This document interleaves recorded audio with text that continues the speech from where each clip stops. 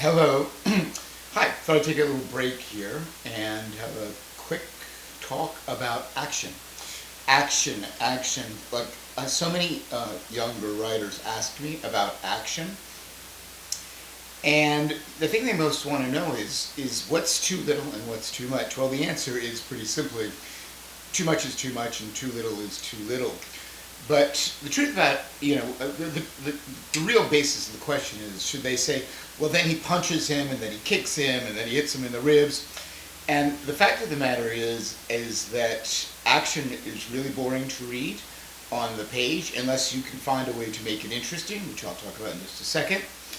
And also, it's never going to get translated the way you write it onto the screen, because the director is not going to pay any attention to your choreography, and certainly the fight coordinator is not going to pay any attention to your choreography.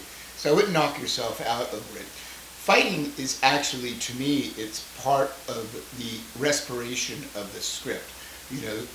The script is like a pair of bellows. It opens and closes, it expands, and it contracts in many ways, both in terms of speed and pacing, but also in terms of setting. It's a very interesting thing. When you set something in the desert, someplace that's big, it has a psychological impact on the reader's mind.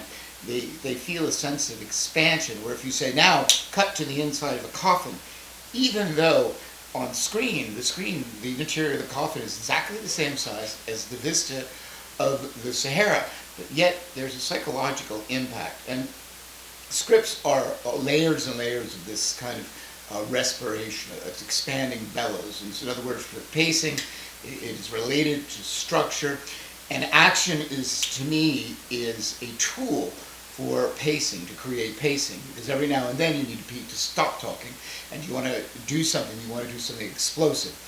But also, action is there. It's not to describe the actual choreography, the action, but action is actually another way to talk about character, because it's almost always, of course, a character or your character, central character, who is either the initiator or on the receiving end of the action.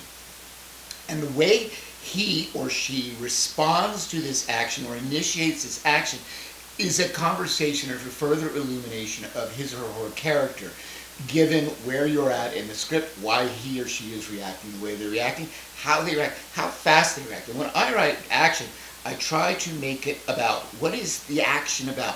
What is the character feeling? Is it speed? Is it anger? Is it violence? Is it sadism? There's all different ways, and that affects how long you spend with the action and how punctuated or abbreviated.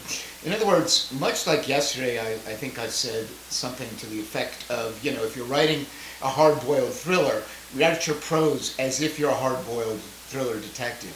It's the same thing with the action. Action scenes in movies can last 2 seconds, or they can last 2 minutes.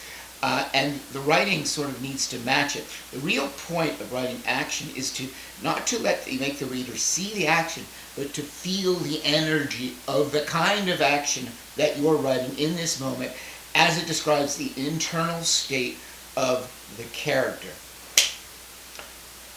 I hope that makes some sense. I'll do a much longer segment on this someday, because it's quite interesting how action works and can work, and how I think it can best work on the written page, and how you can write it such that although your choreography won't make it directly to screen, if you write it right, a lot of the atmosphere and the energy of it will, and that's the important thing.